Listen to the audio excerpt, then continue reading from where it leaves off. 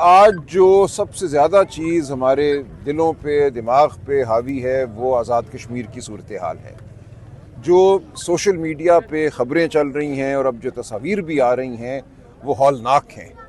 ایسا نہیں لگتا کہ یہ آزاد کشمیر ہمارا اپنا کوئی آزاد کشمیر ہے، لگتا ہے یہ کوئی اور ملک ہے جہاں کوئی دشمن فوج جو ہے جو بھی ہے. یہ اس بات کی وضاحت ہونی چاہیے کہ کیا یہ تصویریں غلط ہیں، یہ جھوٹی ہیں، یہ سنسنی پھیلانے کے لیے پھیلائی جا رہی ہیں یا حقیقت ہے. یہ ایک ہی صورت ہے جس سے یہ بات واضح ہوگی کہ ایک نیوٹرل جو مشن ہے، ایک ڈیلیگیشن جو ہے صحافیوں کا، وکلاء کا، وہ جائے آزاد کشمیر اور حالات کا جائزہ لے. ورنہ جو یہ تصویریں ہیں اور جو خبریں ہیں وہ گردش کرتی رہیں گی اور عوام میں اور ہم سب میں بے چینی پھیلتی رہے گی.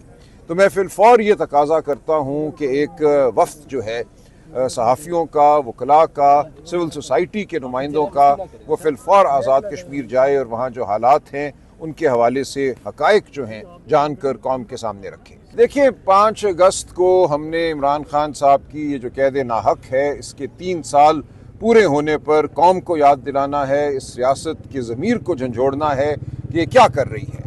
یہ پورا ملک جو ہے میں سمجھتا ہوں کہ اس وقت اضطراب کی کیفیت میں ہے. صرف آزاد کشمیر نہیں، سب سے زیادہ ہولناک صورتحال تو آزاد کشمیر میں ہے، لیکن بلوچستان ہو، خیبر پختونخوا ہو اور اب پنجاب کا ہر علاقہ جہاں ریڈیں شروع ہو گئی ہیں، جہاں مار پیٹ اغوا کاری کا جو عمل ہے وہ ہمارے سامنے پھر کھڑا ہے. تو ہم نے اب بطور انسان اپنے وجود کو منوانا ہے. کیا ہم انسان ہیں؟ کیا یہ ایک آزاد ملک ہے یا ہم محکوم کوئی غلام ہے کسی طاقت کے؟ تو ہم نے بڑے نظم کے ساتھ پرامن طریقے سے اپنی بات کرنی ہے. اور میں بار بار یہ کہتا ہوں کہ ایک ٹرک اور 20,000 لوگوں کا یہ معاملہ نہیں ہے. اگر 25 کروڑ پاکستانی باہر نکل کے کھڑے ہو جائیں، صرف اپنی گھروں کی دہلیز پر آ جائیں، تو یہ نظام پاش پاش ہو جائے گا. آپ کو نہ کوئی پتھر اٹھانے کی ضرورت ہے، نہ آپ کو کوئی غلیل چلانے کی ضرورت ہے. کس پہ گولیاں چلائیں گے؟ پوری قوم پہ گولی نہیں چل سکتی. میں بار بار یہ کہتا ہوں کہ اپنے گھروں کی دہلیز پہ، اپنی گلی میں، اپنے گھر کے پاس چوک پہ، اپنے گھر کی چھت پہ کھڑے ہو کر اپنی آواز بلند کرو. تو 5 اگست کو بھی انشاءاللہ ہم جلسوں کی درخواست دے رہے ہیں، ہم نے دے دی ہے.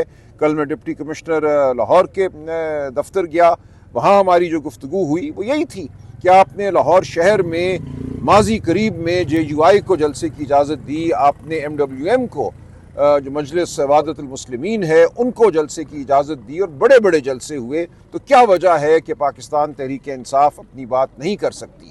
آپ کو صرف پاکستان تحریک انصاف کے حوالے سے سیکیورٹی خدشات لاحق ہوتے ہیں اور کسی کے حوالے سے نہیں ہوتے. تو یہ مکمل جھوٹ ہے. تو یہ پوری بات ہم کر آئے ہیں، درخواست دے دی ہے. اسی طرح ملتان، فیصل آباد اور راولپنڈی کے حوالے سے بات ہوگی. تو ہم امید کرتے ہیں کہ یہ ریاست ہوش کے ناخن لے گی، حالات کو خراب ہونے سے روکے گی. ہماری جانب سے کوئی ایسا عمل نہیں ہوگا جس سے حالات خراب ہوں. میں بار بار یہی کہتا ہوں کہ پرامن طریقے سے سڑک پہ چلنا، اپنی بات کرنا ہمارا ایک بنیادی حق ہے.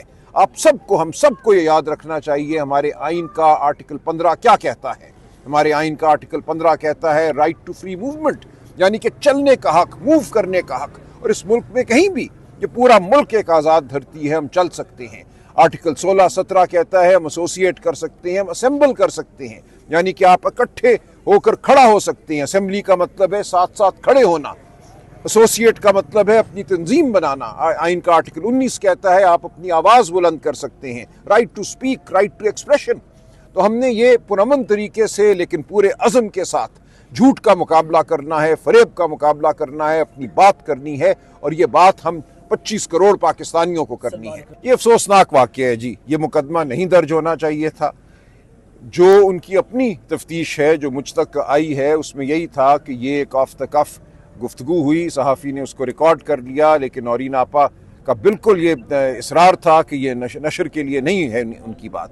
کوئی شخص ہم میں سے کوئی بھی ذہن میں خیال رکھ سکتا ہے، وہ وقتی خیال ہو، وہ مستقل خیال ہو. ہم سب کو اپنے خیالات پہ تو عبور ہے نا. آپ کو میرے خیالات سے اتفاق نہ ہو، مجھے آپ کے خیالات سے اتفاق نہ ہو، لیکن آپ اس پہ مقدمے نہیں بنا سکتے. یہ کوئی منظم پاکستان فوج کے خلاف کوئی حکمت عملی نہیں تھی. ایک آف دا کف ان کا ریمارک ہے، اس سے زیادہ کچھ بھی نہیں ہے. اس پہ کوئی مقدمہ نہیں بنتا. سر اس دفعہ اسلام آباد کی طرف مارچ ہوگا یا اڈیالہ جیل کی طرف؟ دیکھیں یہ تو 5 اگست کو بات ہوگی. میں تو یہ سمجھتا ہوں کہ ملک کی ہر گلی اور ہر سڑک جو ہے اس پہ مارچ ہونا چاہیے اور ہو سکتا ہے اور ہمارا حق ہے، لیکن 5 اگست کو پشاور جلسے میں بات ہوگی، لیکن ہم پنجاب میں اپنا پروٹیسٹ ریکارڈ کرائیں گے، اپنی بات کریں گے۔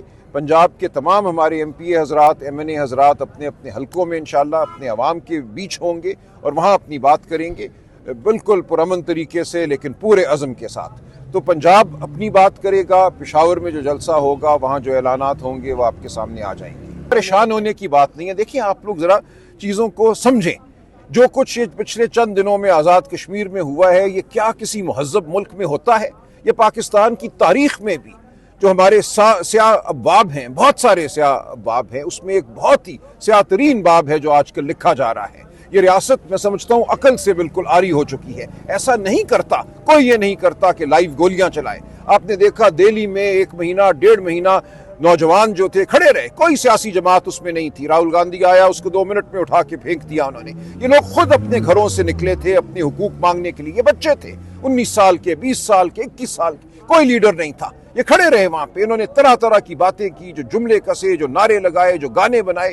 کسی نے ان کو گولی نہیں ماری، ایک پولیس والے نے چھرے فائر کیے تو اس کے خلاف مقدمہ بن چکا ہے، اس کو سسپینڈ کر دیا گیا۔ چھرے وہ جو بالکل نان لیتھل تھے، جس سے کسی کی جان کو کوئی خطرہ نہیں تھا۔ گولی چلانا اور باقی جو ریاستی عمل ہے اس میں بہت فرق ہے۔ آپ لوگوں کو دھکیل سکتے ہیں اگر آپ کو لگے کہ وہ ایک مقام سے آگے آ رہے ہیں، کوئی نقص امن کا یا جان مال کا خطرہ ہے، لیکن گولی چلانا نہتوں پر کوئی مہذب ملک یہ نہیں کرتا۔ جو اس وقت پاکستان میں ہو رہا ہے یہ تہذیب کے خلاف ہے۔ یہ پوری دنیا کا جو مسلمہ اصول ہے عوام کے ساتھ ڈیل کرنے کا، ریاست اور عوام کے درمیان جو رشتہ ہوتا ہے، یہ اس رشتے کو بالکل تار تار کر رہا ہے یہ عمل۔